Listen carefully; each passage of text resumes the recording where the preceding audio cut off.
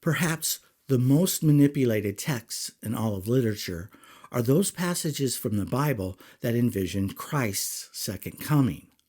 Of course, this would include Mark chapter 13, where Jesus discusses the end with his disciples while sitting in the shadow of the second temple.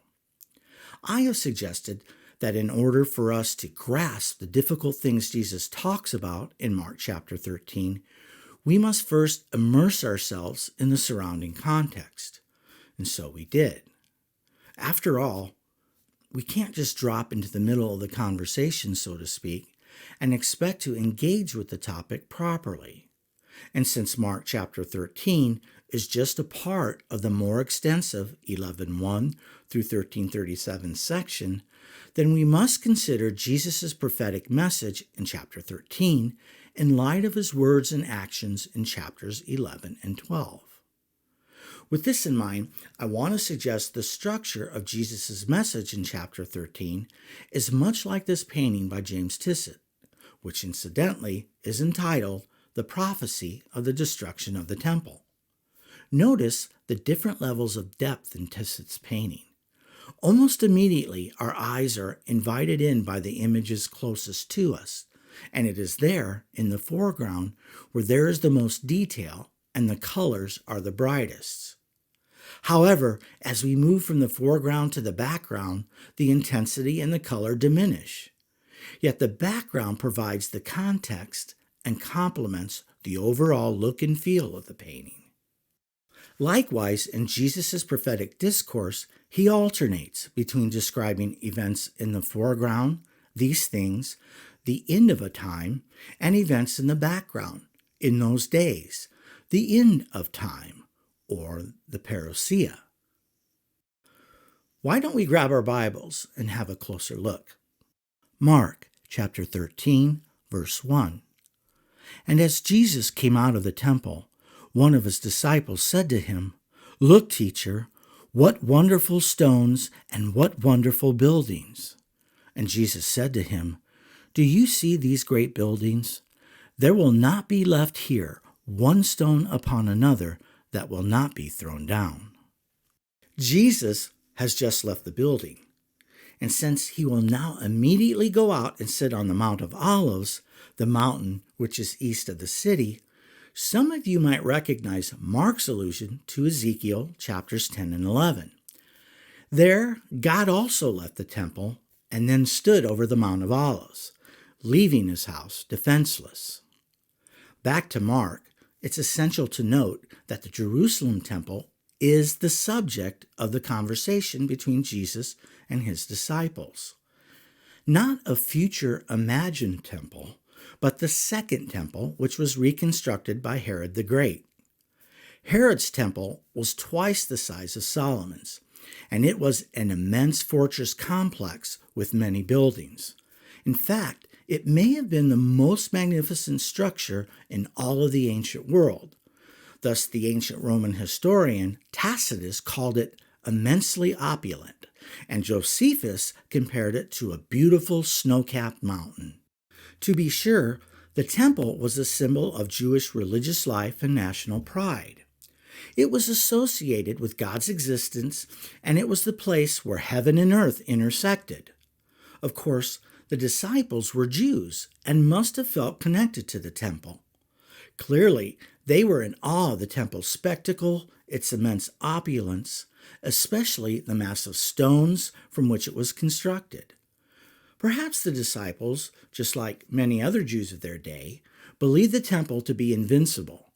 So imagine their surprise when Jesus predicted its demise. Jesus' prediction is rooted deeply within the Old Testament prophetic tradition and echoes the word of the Lord given to Malachi the prophet.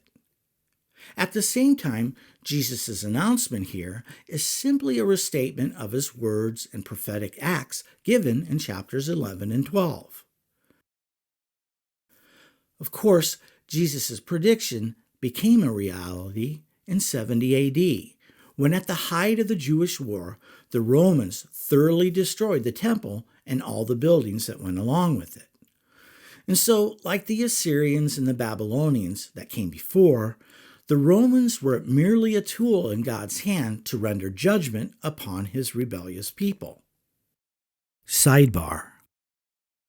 Now, some of you might want to point out that there are still stones stacked upon each other at the Western Wall to this day. 2 points. First, Jesus was a first-century Jewish rabbi who communicated as such. Therefore, he often utilized a rhetorical device known as hyperbole. Hyperbole is the overstatement of a fact used to drive home a point. Thus, Jewish wisdom teachers, especially Jesus, used hyperbolic illustrations to grab the hearer's attention to take their point seriously. For example, if your hand causes you to sin, cut it off. Wow, that's pretty serious. Second point, Jesus' prediction was a response to his disciples' comments about the second temple. The temple is the subject. That's what Jesus was talking about. Therefore, Jesus' prophetic words were only slightly hyperbolic, because although the stones in the retaining wall, they're still there today, the temple itself was totally obliterated. Let's move on to the next verse. Mark chapter 13, verse 3. And as Jesus sat on the Mount of Olives opposite the temple, Peter and James and John and Andrew asked him privately, "Tell us, when will these things be? And what will be the sign when all these things are about to be accomplished?" The disciples' question introduces the next section of teaching. Notice, in Mark's account, this is a private conversation between Jesus and those disciples he first summoned, Peter, James, John, and Andrew. The disciples' question is regarding Jesus' prediction in verse 2 about the destruction of the second temple. Moreover, it is one question expressed in 2 parallel clauses. Tell us, when will these things be? What will be the sign when all these things are about to be accomplished? Given the nature of Hebrew literature, it is quite probable that the second clause is intended to expand upon the first. Meaning, although the disciples understood Jesus' prediction to be about the destruction of the temple, they also recognized the enormity of the event from its eschatological standpoint. Thus, in Mark 13, Jesus describes both the end of the world, as the disciples knew it, and the end of the age. And this shouldn't be surprising, because in the Old Testament prophetic tradition, sometimes judgments in the foreground prefigure those further out on the horizon. This all makes sense when we consider Matthew's account of the same conversation. We still have the disciples' single question structured by 2 clauses, but in Matthew's account, those 2 are distinct and not parallel.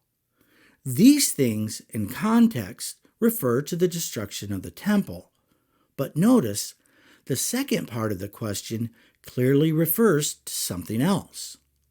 In Matthew's version, the second part of the question expands beyond the destruction of the temple to the end of the age.